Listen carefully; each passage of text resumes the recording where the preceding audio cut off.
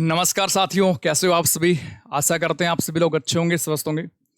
Political science की इस series को हम आज कंटिन्यू करने वाले हैं। पिछले कुछ टॉपिक जो हमने पढ़ चुके अब तक, जैसे कि हम संविधान का भाग नंबर 3 पढ़ा, पाने फंडामेंटल राइट पढ़ा, डीपीएस भी पढ़ चुके हैं। उसके बाद में हम राष्ट्रपति पढ़ा, उपराष्ट्रपति पढ़ा। आज इसी सीरीज को हम कंटिन्यू करने वाले हैं और एक बेहतरीन सा आसान सा टॉपिक हम करने वाले हैं। एग्जाम के अंदर जब भी संविधान से क्वेश्चन पूछे जाते हैं तो इस टॉपिक से क्वेश्चन बनना लाजमी बनता है। तो जुड़े रहिए हमारे साथ में, कंटिन्यू आपको ये सीरीज कंप्लीट करवाई जाएगी। तो चलिए स्टार्ट करते हैं। जिस टॉपिक की मैं बात कर रहा हूँ वहाँ से क्वेश्चन एग्जाम में आपको पक्का देखने को मिलेगा, तो ध्यान से इसको सुनना है और कोशिश करिएगा कि साथ में कॉपी और पेन उठा के बैठे, ताकि चीज़ों को आप लिख सके, क्योंकि लिखने के बाद में आप जितना लिखोगे, सुनोगे, समझोगे, उतनी जल्दी बातें आपके माइंड में सेट होती चली जाएगी। ठीक है, तो चलिए स्टार्ट करते हैं। टॉपिक का जो नाम है, आज हम पढ़ने वाले हैं संसद के बारे में। संसद यानी कि पार्लियामेंट का टॉपिक आज हम कंप्लीट करने वाले हैं। इंग्लिश में इसको पार्लियामेंट कहा जाता है। संसद यानी कि पार्लियामेंट। अब सबसे पहले बात करते हैं कि इसका अर्थ क्या बनता है, पार्लियामेंट का मीनिंग क्या बनता है। यदि मैं इसके बारे में बात करूं तो हम ये जानते हैं कि सर, हमारे देश के अंदर, हमारी कंट्री में जितने भी कानून बनते हैं वो कानून हमारी सरकारों के द्वारा बनाए जाते हैं। ये बात हम सबको पता है। एक नॉर्मल से इंसान से भी आप पूछोगे तो वो भी आपको बता देगा कि देश में कानून या फिर देश के शासन को सरकारें चलाती है। अब उसी बीच में यदि मैं आपसे पूछूं और मैं आपको बताऊं कि भाई, अगर केंद्रीय लेवल पर, सेंट्रल लेवल पर कुछ कानून बनते हैं तो उन कानूनों को किसके द्वारा बनाया जाता है, यानी कि पूरे देश के लिए जब कानून बनते हैं तो उसको फिर कौन बनाएगा, तो आपका जवाब होगा कि सर, केंद्र वाली सरकार उन कानूनों को बना देगी। परंतु एक्चुअल में बात कुछ और है। आपको पढ़ना पड़ेगा कि हमारे देश की जो पार्लियामेंट होती है, संसद होती है, ये केंद्रीय लेवल पर काम करती है। और यदि मैं कहूं कि देश में, पूरे कंट्री के लिए, पूरे देश के लिए कानून कौन बनाएगा, तो आपका जवाब होना चाहिए कि सर, पार्लियामेंट यानी कि संसद बनाएगी। और जो हमारी सरकारें बनती है, जिसमें हमारे देश के प्रधानमंत्री होते हैं, अन्य मंत्री होते हैं, ये सरकार भी आपकी पार्लियामेंट से ही बनती है। तो कानून सरकार बना रही है या पार्लियामेंट बना रही है, इसके बीच में आपका कोई भी संशय नहीं होना चाहिए। दोनों की बात सेम है, क्योंकि पार्लियामेंट से ही सरकार बनती है। तो यदि इसकी डेफिनेशन की बात करें कि सर, इस पार्लियामेंट का अर्थ क्या बनता है, तो हम जवाब कर सकते हैं कि सर, हमारी जो केंद्रीय विधायिका है, सेंट्रल लेजिस्लेटिव है, केंद्रीय विधायिका है, सर, इसी को कहा जाता है क्या, इसी को हम पार्लियामेंट के नाम से जानते हैं। अच्छा, दूसरी बात, यदि मैंने यहां पर लिखा विधायिका, अब विधायिका का अर्थ क्या बनता है भाई। विधायिका में आपको एक बात नजर आ रही होगी, यहां पर लिखा है विधि, और विधि का अर्थ हम विधायिका से कर सकते हैं। विधि का ही मतलब होता है क्या, कानून। तो हम कह सकते हैं कि सर, केंद्रीय कानून। तो सेंट्रल लेवल पर, केंद्रीय लेवल पर पूरे देश के लिए वह संस्था जो कानून बनाती है, इसकी परिभाषा आप कुछ यूं दे सकते हो कि सर, वह संस्था जो पूरे देश के लिए काम करती है और पूरे देश के लिए कानून बनाने का काम करती है, उसे हम संसद कहते हैं, अर्थात उसे हम पार्लियामेंट के नाम से जानते हैं। अब सवाल ये उठता है कि सर, इस पार्लियामेंट के टॉपिक को हम कहाँ पर पढ़ते हैं। इसको हम संविधान के भाग नंबर 5 में पढ़ते हैं दोस्तों, भाग नंबर 5 में पढ़ते हैं। और यदि आपसे आर्टिकल्स पूछे, अनुच्छेद कहाँ से कहाँ तक आएंगे, तो आपको याद करना पड़ेगा आर्टिकल नंबर 79 टू 122, 79 से 122 तक हम टोटली पार्लियामेंट के बारे में बात करते हैं। उसके बाद आपको याद ये करना है कि हमारे देश की जो पार्लियामेंट है वो कैसे बनती है, उसके बारे में बात करें तो पार्लियामेंट के आपसे कई बार हाउस पूछे जाते हैं, अर्थात सदन पूछे जाते हैं। पार्लियामेंट के हाउस या फिर सदन पूछे जाएंगे आपसे, तो आपको बताना पड़ेगा कि सर, पार्लियामेंट के 2 हाउस होते हैं। पूछे कौन कौन से होते हैं, तो पहले का नाम होता है लोकसभा, हम इंग्लिश में लिखेंगे, पहले का नाम होता है लोकसभा, जबकि दूसरे हाउस का नाम होता है क्या, सर, राज्यसभा। दूसरे हाउस का नाम होता है लोकसभा और राज्यसभा, ये 2 हाउस होते हैं। उसके बाद में आपसे क्वेश्चन पूछा जा सकता है आपसे क्वेश्चन क्या पूछा जाएगा, बताओ पार्लियामेंट के अंग कितने होते हैं। अंग को इंग्लिश में कहा जाता है पार्ट्स। आपसे पूछेगा बताओ पार्लियामेंट के पार्ट्स कितने होते हैं। इस कंडीशन में आपको जवाब करने पड़ेगा कि सर 3 पार्ट होते हैं। अब कौन कौन से होते हैं, तो एक लोकसभा, ये हाउस भी होता है, ये पार्ट भी होता है। दूसरा राज्यसभा, ये हाउस भी होता है और ये पार्ट भी होता है। और तीसरे व्यक्ति जो इसमें जुड़ जाते हैं उनको हम राष्ट्रपति के नाम से जानते हैं, जिनका टॉपिक पहले हम क्लासों में कंप्लीट कर चुके हैं। इनको इंग्लिश में प्रेसिडेंट कहा जाता है। हमारे देश के प्रथम नागरिक है या फिर हमारे देश के संवैधानिक प्रमुख है। संविधान ने देश का हेड किसको माना है, राष्ट्रपति को माना है। तो यदि आपसे पार्लियामेंट के हाउस पूछे तो 2 होते हैं। हाउस जस्ट लाइक ए कमरा, हम कमरा कह सकते हैं कि 2 कमरे होते हैं। लोकसभा वाला कमरा होता है और राज्यसभा वाला कमरा होता है। यदि पार्ट पूछे, अंग पूछे आपसे, तो क्या बता दोगे, सिर्फ पार्ट का मतलब हमसे पूछेगा तो हम फिर जवाब 3 ही करके आएंगे। कौन कौन से, लोकसभा भी पार्ट होता है, राज्यसभा भी पार्ट होता है और तीसरे व्यक्ति राष्ट्रपति होते हैं। अब उसके बाद में जो क्वेश्चन आपसे पूछे जाएंगे उसके बारे में बात करते हैं। आपसे कई बार पार्लियामेंट के गठन के बारे में क्वेश्चन पूछा जाता है। आपसे क्या पूछेगा, पार्लियामेंट के गठन के बारे में पूछ लेगा, इसका गठन कब होता है। अगर आप गठन की बात करें या फिर सेटअप बोलेंगे इसको इंग्लिश में, सेटअप की बात करें, तो उसके लिए आपको सबसे पहले मैं आपको 3 आर्टिकल लिखवा रहा हूं। आपको क्या पढ़ना पड़ेगा, सर एक हमारे पास में आर्टिकल है, अभी थोड़ी देर पहले हमने बात की कि पार्लियामेंट के जो आर्टिकल है, अनुच्छेद है, वो 79 से स्टार्ट होते हैं और 122 तक जाते हैं। ये बात हमने थोड़ी देर पहले पिछली स्लाइड के अंदर की थी कि संसद को हम 79 से लेकर 122 आर्टिकल तक पढ़ने का प्रयास करते हैं, अर्थात पढ़ते हैं। ठीक है, दूसरा आर्टिकल हम मेरे पास में है 80। 79 के बाद में आर्टिकल नंबर 80 है और 80 के बाद में मेरे पास में है आर्टिकल नंबर 81। तो 3 आर्टिकल ये मेरे पास में है। अगर मैं ट्रिक की बात करूं, आपको मैं ट्रिक लिखवाऊं कि कैसे याद करना है, तो भाई ट्रिक आपको याद करनी है क्या, एक से, दूसरा रे,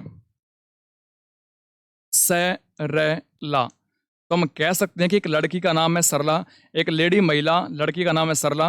तो ये हमारी ट्रिक हो जाएगी। इसको अब हमें पढ़ना कैसे है, कैसे इसको हम रीड आउट करेंगे, इसको इस प्रकार पढ़ेंगे कि से बनता है क्या, संसद बनता है सर, से बनता है संसद। रै की बात करूं तो रै से अभी थोड़ी देर पहले हमने बात की कि हमारे पास में पार्लियामेंट में 2 हाउस है, एक लोकसभा है, दूसरा राज्यसभा है। तो रै से क्या बन जाएगा, राज्यसभा बन जाएगा। तो रै से मैं यहां पर लिख सकता हूं सर राज्यसभा हो जाएगा।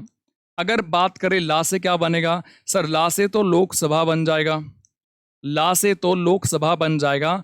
तो मेरे पास से संसद, रै से राज्यसभा, ला से लोकसभा बन जाएगा, अर्थात सरला संसद, राज्यसभा और लोकसभा। अब संसद के गठन की बात आर्टिकल नंबर 79 करता है, राज्यसभा के गठन की बात आर्टिकल नंबर 80 करता है, लोकसभा के बात करें आप गठन की बात आर्टिकल नंबर 81 करता है। तो 3 कॉन्सिक्यूटिव आर्टिकल्स मेरे पास में है, 79 है, 80 है, 81 है। इनके गठन की बात आपसे पूछे किस किस आर्टिकल में की जाती है, तो उसके लिए आपको एक ट्रिक पढ़नी पड़ेगी। ट्रिक का नाम है सरला, से संसद है, रै से राज्यसभा है और ला से लोकसभा हो जाएगा। इतनी बातें आपको याद करनी है। अब सवाल ये उठता है कि सर तीनों का गठन फिर कब होता है। यदि आपसे क्वेश्चन पूछे कि बताओ मेरे दोस्तों तीनों का गठन कब होता है, तो आपको बताना पड़ेगा सर बहुत ही आसान है, 1952 में होता है, 1952 के अंदर होता है। अगर बात करें संसद पार्लियामेंट की, अगर बात करें राज्यसभा की, अगर बात करें अपा लोकसभा की, तो तीनों का ही जो गठन है वो 1952 के अंदर होता है। ये बात आपको याद करनी है और अपनी नोटबुक के अंदर इसको छाप लेना है, क्योंकि इस टॉपिक से जब भी क्वेश्चन एग्जाम के अंदर बनते हैं, पूछे जाते हैं, तो सबसे बेसिक क्वेश्चन है यहीं से बनते हैं, इन दोनों स्लाइड से ही बनते हैं। उसके बाद में बच्चों मूव करते हैं आगे टॉपिक की तरफ में। हम सबसे पहले जानेंगे लोकसभा के बारे में, फिर हम पढ़ेंगे राज्यसभा के बारे में। तो चलिए स्टार्ट करते हैं और बढ़ते हैं हमारे पहले टॉपिक की तरफ। हम क्या पढ़ेंगे सर, हम पढ़ने वाले क्या हैं, लोकसभा के बारे में हम पढ़ने वाले हैं। तो हेडिंग बनाइए लोकसभा, इंटरेस्टिंग टॉपिक है लोकसभा। अब यहां से कैसे कैसे क्वेश्चन बनेंगे, हिंदी में भी इसको लोकसभा ही कहा जाता है। अगर आपसे इसके बारे में पूछे तो मैंने आपको क्या बताया कि सर लोकसभा के गठन की बात हमने पढ़ी थोड़ी देर पहले, आर्टिकल नंबर 81 के अंदर है। किसमें है? आर्टिकल नंबर, अनुच्छेद नंबर 81 के अंदर है। फिर सर हमने ये पढ़ा कि लोकसभा का जो गठन है वो किस वर्ष होता है? सर 1952 के अंदर लोकसभा का गठन होता है। ये बात हम पढ़ चुके हैं। उसके बाद में यदि आपसे पूछे कि लोकसभा की जो प्रथम बैठक है, ये क्वेश्चन बड़ा इंपॉर्टेंट है। अगर आपसे पूछे लोकसभा की पहली बैठक किस दिन होती है, फर्स्ट मीटिंग कब होती है, तो फर्स्ट मीटिंग दोस्तों आपको याद करना है कि 13 मई 1952 को लोकसभा की प्रथम मीटिंग होती है। आपको हमेशा और हमेशा याद करके रखना ये बात। अगर पूछे आपसे लोकसभा के चुनाव, इलेक्शन की बात करें, चुनाव की बात करें आप, इलेक्शन सबसे पहले कब होते हैं, तो आपको याद करना पड़ेगा कि सर जो फर्स्ट इलेक्शन थे लोकसभा के, पहले इलेक्शन थे, वे 1951-52 के अंदर हुए थे। ये क्वेश्चन भी कई बार एग्जाम के अंदर पूछा जाता है। आपसे पूछेगा कि लोकसभा के पहले चुनाव किस वर्ष होते हैं? 1951-52 में चुनाव होते हैं।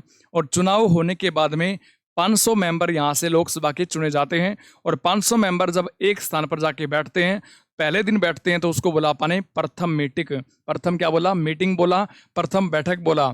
तो 1951-52 में लोकसभा के चुनाव होने के बाद में यहाँ से कुल मिला के 500 मेंबर चुने गए थे। और ये 500 मेंबर जिस दिन जाके बैठे पहली मीटिंग की, तो वो हमने क्या पढ़ा? 13 मई 1952 को लोकसभा की प्रथम मीटिंग होती है। ठीक है। अगर पूछे वर्तमान में कौन सी लोकसभा चल रही है, अगर एग्जाम में आपसे पूछे कि वर्तमान में बताओ भैया कौन सी लोकसभा चल रही है, तो वर्तमान लोकसभा का जो नाम है, वर्तमान लोकसभा का जो नाम है आपको बताना पड़ेगा। सर 17वीं लोकसभा चल रही है वर्तमान में। और 17वीं लोकसभा का जो टाइम पीरियड है वो कब से कब तक का है?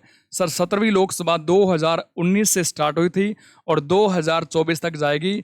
हम जानते हैं कि 2024 में आगे अगले साल लोकसभा के चुनाव आ रहे हैं, 18वीं लोकसभा के चुनाव होंगे। लेकिन वर्तमान में बात करें तो 2019 से स्टार्ट हुई थी, 2023 तक जाएगी। कौन सी लोकसभा? 17वीं लोकसभा। पहली लोकसभा के चुनाव हुए थे 1951-52 में, 17वीं लोकसभा के चुनाव 2019 में हुए थे। लोकसभा काम करती है 5 साल के लिए, अर्थात 19 से 24 काम करेगी। इसके बाद में आएगी 18वीं लोकसभा। तो कई बार क्वेश्चन घुमा फिरा के पूछ लिए जाते हैं एग्जाम में, सीधा पूछ लेगा आपसे कि वर्तमान में कौन सी लोकसभा चल रही है? 17वीं लोकसभा चल रही है। दोस्तों आपको ये बातें याद करनी पड़ेगी।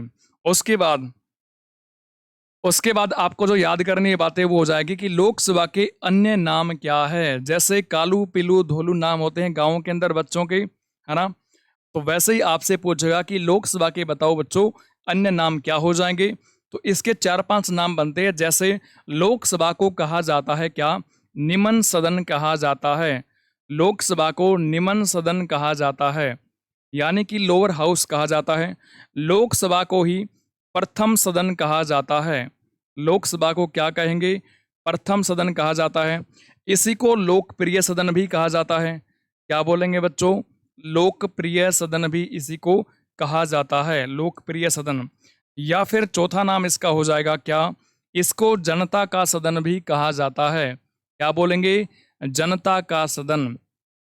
तो एग्जाम में जो क्वेश्चन पूछे जाते हैं वो ऐसे पूछेगा कि बताइए इनमें से लोकसभा के अन्य नाम कौन कौन से हैं? निमन सदन, प्रथम सदन, लोकप्रिय सदन, जनता का सदन। और एक नाम हमारे पास और बचता है, और वो लास्ट नाम क्या हो जाएगा? इसको हम अस्थाई सदन के नाम से भी जानते हैं। तो ये 5 नाम बनते हैं। इसको किस नाम से जानते हैं हम? अस्थाई सदन के नाम से जानते हैं। ये लोकसभा के अन्य नाम बनते हैं। एग्जाम के अंदर कई बार क्वेश्चन यहाँ से पूछ लिए जाते हैं। और यदि आप डिफेंस की तैयारी करते हो या फिर कोई बच्चा आपके साथ में डिफेंस की तैयारी करता है, तो उसमें यहाँ से क्वेश्चन लाजमी बनता है। क्वेश्चन पूछ लेते हैं, या तो पूछेगा कि वर्तमान में कौन सी लोकसभा चल रही है, प्रथम लोकसभा कब से कब तक थी, या फिर पूछे आपसे कि लोकसभा के अलग अलग जो अन्य नाम बनते हैं वो नाम कौन से हैं। ऐसे ऐसे क्वेश्चन आपसे पूछे जाते हैं। उसके बाद में और क्या क्वेश्चन बनेगा? चलिए हम पढ़ते हैं इनके मेंबर्स के बारे में, अर्थात हम सदस्यों की बात करेंगे। अब हम पढ़ेंगे किसके बारे में? सदस्यों के बारे में।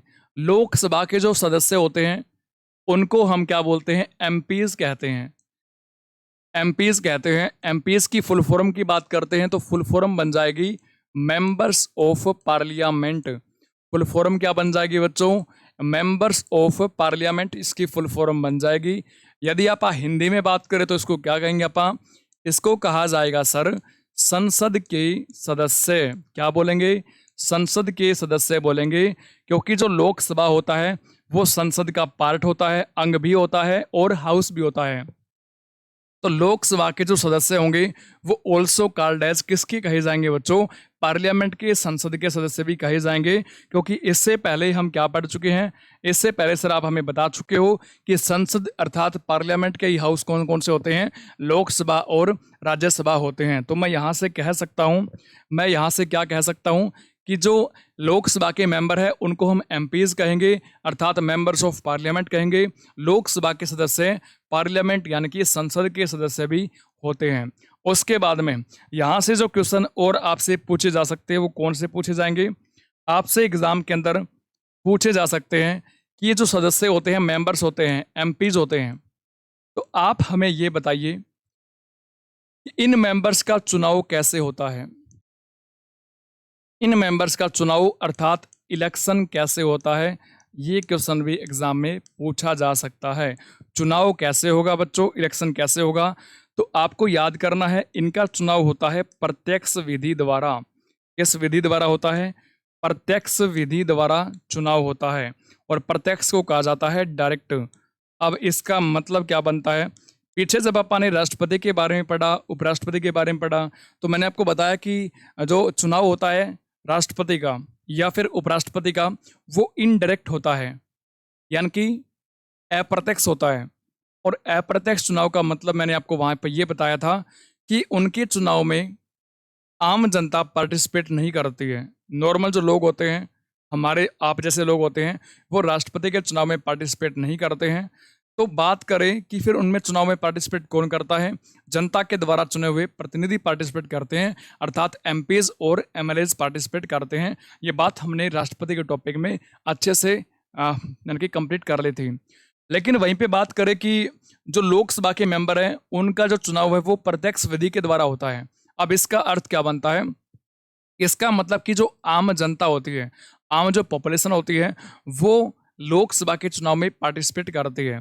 जब 2019 के अंदर 17वीं लोकसभा के चुनाव हुए थे, उसकी बात करें तो उसमें जो आम लोग हैं, देश की आम जनता है, जिनकी उम्र 18 प्लस है और जिनका लीगल तरीके से वोटर आईडी कार्ड बना हुआ है, उन सभी लोगों के द्वारा चुनाव के अंदर पार्टिसिपेट किया गया था। और वैसा ही 2024 के अंदर हमें देखने को मिलेगा कि जब 24 के अंदर 18वीं लोकसभा के चुनाव होंगे तो उसमें आम जनता जिनकी उम्र 18 वर्ष है, जिनका लीगल तरीके से वोटर आईडी कार्ड बना हुआ है, वो सभी लोग लोकसभा के चुनाव में पार्टिसिपेट करने वाले हैं। ये चीज़ तो इसको बोलते हैं प्रत्यक्ष विधि द्वारा।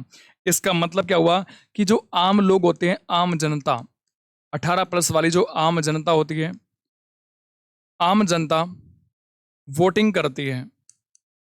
आम जनता वोटिंग करती है, किसके चुनाव में करती है? लोकसभा के चुनाव में करती है। ये बात आपको याद करनी है। और बात करें आम जनता की, तो कौन सी आम जनता हो जाएगी भाई? ये जो आम खाती है वो आम जनता नहीं हो जाएगी कि सिर्फ सर जो लोग आम खाते हैं वो आम जनता होती है? नहीं, आम मतलब कॉमन मैन की बात कर रहे हैं। और यहाँ पर 18 प्लस वाले अडल्ट कहते हैं ना, 18 प्लस वाले को आप अडल्ट कहते हैं। ये नाम आप सुनते हो, कई जगह सुनते हो ना, दिन में सुनते हो, रात में सुनते हो, अडल्ट कहते हैं। तो 18 प्लस वाले और जिनका वोटर आईडी कार्ड बना हुआ है भाई, और वो भी किस तरीके से? लीगल तरीके से बना हुआ है वोटर आईडी कार्ड। अब ये आप हो सकते हो सकता है कि जो बच्चा इस वीडियो को देख रहा है उसका वोटर आईडी कार्ड बना हुआ हो, वो वोट डालने जाता हो, है ना। 2024 के चुनाव हो गए, उसके अंदर भी वोटिंग करने जाएगा। तो ये सब लोग पार्टिसिपेट करते हैं। उसके बाद में कई बार पूछता है आपसे कि मैनर क्या बनता है भाई? हमें तो ये बता दो कि जो लोकसभा के सदस्य हैं उनके चुनाव का पद्धति क्या है भाई? मैनर क्या बनता है? अगर आपसे क्वेश्चन पूछे एग्जाम में कि हमें बता दो मैनर क्या बनेगा, लोकसभा के सदस्यों के चुनाव की पद्धति क्या है, मैनर क्या है, तो आपको बताना पड़ेगा सर ये होती है फर्स्ट, स्पेलिंग इसकी थोड़ी मिस्टेक हो चुकी है, FIRST, first past the post system first past the post system, ये क्या बनती है, पद्धति बनती है। और इसका हिंदी में मतलब ये बनता है कि जिसके सबसे अधिक वोट होते हैं वही विजेता घोषित कर दिया जाता है, ये पद्धति बनती है। तो इसको आप कुछ इस प्रकार समझ सकते हैं। जैसे रफली मैं आपको बताऊं, एक्चुअल डाटा क्या है कि लोकसभा की वर्तमान सीटें हैं 543। लोकसभा की 543 सीटें हैं। इन सीटों को, इन सदस्यों को हम एमपीज के नाम से जानते हैं। हिंदी में इनको हम सांसद कहा करते हैं। हिंदी में इनको अपन नॉर्मल कॉमन लैंग्वेज अपन इनको सांसद बोलते हैं, क्योंकि ये संसद के सदस्य होते हैं। अब होता ये है कि जैसे ये कंप्लीट भारत हुआ, ये हमारा देश भारत है। इस भारत को हम क्या करेंगे, जब 18वीं लोकसभा के चुनाव होंगे, जब 18वीं लोकसभा के चुनाव होंगे, सर 18वीं लोकसभा के चुनाव तो आपने बताया नहीं कब होंगे। अरे भाई क्यों नहीं बताया मैंने आपको बताया कि 18वीं लोकसभा के चुनाव है वो 2024 के अंदर होने वाले हैं। आपकी आंखों के सामने है, आप देख पाओगे आगे आने वाले चुनाव को। 18वीं लोकसभा के चुनाव 2024 में होंगे। अच्छा, कितनी सीटों पर होंगे, कितने लोग चुने जाएंगे लोकसभा के लिए, आपसे पूछे तो आप बता सकते हो कि सर ये जो 543 सीटें हैं, ये सीटें हैं सर लोकसभा की। वर्तमान में ये है लोकसभा की सर सीट। वर्तमान में ये है लोकसभा की सीट। कितने हैं भाई, 543 मेंबर हैं। सर ये कैसे चुने जाते हैं, ये तो बता दो हमें, कैसे चुनाव होता है। तो मैंने आपको ये बताना है कि भाई देखो, ये हमारा कंप्लीट भारत हुआ, ये भारत की एक्सटर्नल बाउंड्री है, ठीक है। अब इस पूरे के पूरे देश को, ये बीच वाला जो भारत देश है, इस भारत के देश को हम किस में बांट देंगे, सर इसको हम बांट देंगे अलग अलग जोन्स के अंदर, या फिर इसके हम 543 हिस्से कर देंगे, अलग अलग हम इसमें टुकड़े कर देंगे, ठीक है। इस तरीके से हमने क्या किया सर, आपने सर क्या कर दिया, इसके हिस्से कर दिए हैं सर। और ये जो हिस्से मैंने किए हैं बच्चों, यही हिस्से क्या है, सीटें हैं। ये क्या है, ये सर सीटें बन चुकी है अब। तो आशा करता हूँ भैया आपको ये चीज़ें समझ में आ रही होगी। मैंने अभी तक किया क्या है, मैंने पूरे के पूरे कंट्री को बात करें तो आपको अब यहाँ पर समझ में आ रहा होगा। ये कोई उनका गोल गिंडा नहीं है, ये आपके सामने जो मैंने बनाया है ये पूरा भारत है, ये भारत की एक्सटर्नल बाउंड्री है। और यदि आप इन डब्बों की बात करें तो आपको समझ में आ रहा होगा कि जैसे ये एक डब्बा बन चुका है, ये डब्बा नंबर 2 बन चुका है, ये 3 बन चुका है, ये 4 है, ये 5 है, ये 6 है, ये 7 है, 8 है, 9 है, 10 है। एग्जाम्पल के लिए काफ़ी है। तो इस तरीके से पूरे के पूरे भारत को हम इसके कितने हिस्से कर देंगे सर, 543 हिस्से कर देंगे। अभी मैंने तो आपके सामने सिर्फ 10 डब्बे बनाए हैं, और भी आप बना सकते हो, बहुत सारे डब्बे हैं। लेकिन इस तरीके से पूरे भारत को 543 छोटे बड़े डब्बों के अंदर बांट दिया जाता है।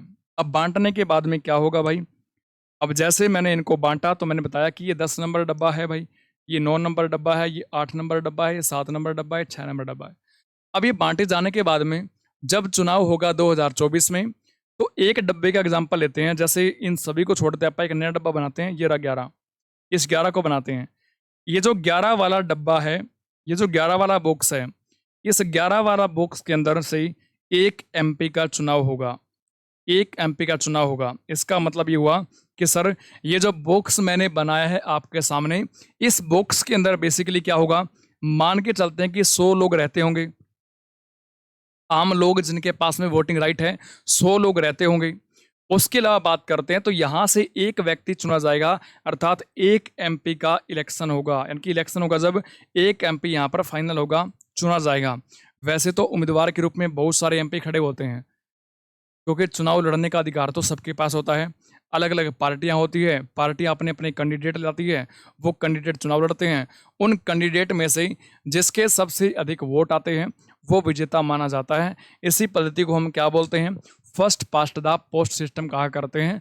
तो आपके सामने लिखा है यहाँ पर first past the post system, यानी कि जिसके सबसे अधिक वोट आएंगे वो क्या कहलाएगा सर, वो आपका विजेता कहलाएगा, ठीक है। वैसे ही अलग अलग सीटों पे चुनाव होते हैं और हर एक सीट से एक एमपी चुनकर बाहर आता है। सीटें टोटल कितनी है सर, ये डब्बे टोटल 543 है। प्रत्येक डब्बे से एक व्यक्ति बाहर आएगा, तो कुल मिला के सर हमारे पास में जो आंकड़ा मिलता है वो 543 एमपीज का मिलता है। इस तरीके से होते हैं लोकसभा के चुनाव, प्रत्यक्ष होते हैं। उसके बाद में जो क्वेश्चन आपसे पूछे जाएंगे वो आपसे क्या पूछ लेगा, ये क्या आ जाएगा भाई, हाँ, उसके बाद में जो आपसे क्वेश्चन पूछे जाएंगे वो आपसे ये पूछ सकता है, क्या पूछेगा, कि लोकसभा के जो मेंबर्स हैं जिनको आप एमपीज बोल रहे हैं, इन एमपीज का चुने जाने के बाद में कार्यकाल कितना होता है। अगर आपसे पूछे कार्यकाल, अर्थात इसको हम कहेंगे टेन्योर। एक बार यदि एमपी चुन लिया जाता है तो फिर वो कितने का साल के लिए बनता है, तो आपको याद करना है लोकसभा का कार्यकाल 5 वर्ष का होता है। 2024 में जो एमपी चुने जाएंगे वो 5 साल के लिए चुने जाएंगे, फिर दोबारा से चुनाव होंगे। ठीक है, तो लोकसभा का कार्यकाल कितना होता है, 5 साल का होता है, अर्थात एमपीज का कार्यकाल 5 साल का होता है। यदि आप सदस्यों की क्वालिफिकेशन की बात करें, यदि सदस्यों की हम क्वालिफिकेशन की बात करें, अर्थात इनको कहा जाता है क्या, अर्हताएं भी कहा जाता है और इनको योग्यताएं भी कहा जाता है। अर्हताएं बोल दो, योग्यताएं बोल दो, बात तो एक ही बनती है। आपसे पूछे तो क्या बताओगे, कौन कौन सी अर्हताएं होनी चाहिए लोकसभा का मेंबर बनने के लिए। तो इसके लिए सबसे पहली क्वालिफिकेशन है कि भारत का नागरिक हो, should be citizen of India. ये व्यक्ति भारत का नागरिक होना चाहिए, भारत का नागरिक हो। सेकंड क्या बन जाएगी, 25 वर्ष की आयु पूरी कर चुका हो। लोकसभा के लिए है 25 वर्ष की आयु, 25 वर्ष की आयु पूरी कर चुका हो, 25 वर्ष की आयु पूरी कर चुका हो, ये भी बन जाएगी। अगर मैं सी पॉइंट की बात करता हूं तो सी पॉइंट क्या हो जाएगा दोस्तों, लाभ के पद पर न हो। सी पॉइंट हो जाएगा लाभ के पद पर न हो, व्यक्ति लाभ के पद पर नहीं होना चाहिए, नॉट ऑफिस ऑफ प्रॉफिट, यानी कि किसी भी सरकारी पद को धारण न किए हुआ हो, या फिर कोई ऐसा पद उसके पास नहीं होना चाहिए जहाँ से लाभ मिलता है। ठीक है, ये चीज़ें। और बात करते हैं डी में, वैसे तो क्वालिफिकेशन यही बनती है, 25 साल की आयु पूरी कर चुका हो। उसके अलावा हमने क्या पढ़ा, भारत का नागरिक है, 25 साल की आयु पूरी कर चुका है, लाभ के पद पर वो है नहीं, पागल नहीं है, दिवाली नहीं है। ये बातें लिखने के लिए लिखना यहाँ पर उचित नहीं होगा। ठीक है, तो ये 2 पॉइंट भी इंपॉर्टेंट है, आपको यहाँ से पढ़ने हैं, याद करने हैं। उसके बाद में अगर कोई व्यक्ति, अगर कोई कंपनी, कोई आपका जो एमपी है वो त्याग पत्र देना चाहे, त्याग पत्र देना चाहे अर्थात अपना रिजाइन देना चाहे, त्याग पत्र अर्थात अगर व्यक्ति अपना रिजाइन देना चाहे तो किसको देगा, ये देगा हेड ऑफ द हाउस। इस हेड ऑफ द हाउस की बात हम आगे करने वाले हैं। हेड ऑफ द हाउस, सदन के जो हेड होते हैं उनको अपना त्यागपत्र सौंप देंगे। ये हेड कौन होता है इसकी बात हम आगे वीडियो में करने वाले हैं। ठीक है, ये बातें आपको यहाँ से नोट करनी है। और क्या क्वेश्चन पूछे जाएंगे सर, और आपसे पूछ सकता है किसके बारे में, संरचना के बारे में पूछ सकता है। अभी संरचना किसी लड़की का नाम नहीं है भाई, संरचना अर्थात हम बात करने वाले हैं कंपोजिशन के बारे में, हम बात करने वाले हैं कंपोजिशन के बारे में। इसका मतलब क्या होता है कि कुल सीटें, वर्तमान सीटें कितनी हैं, सीटों के बारे में बात करेंगे।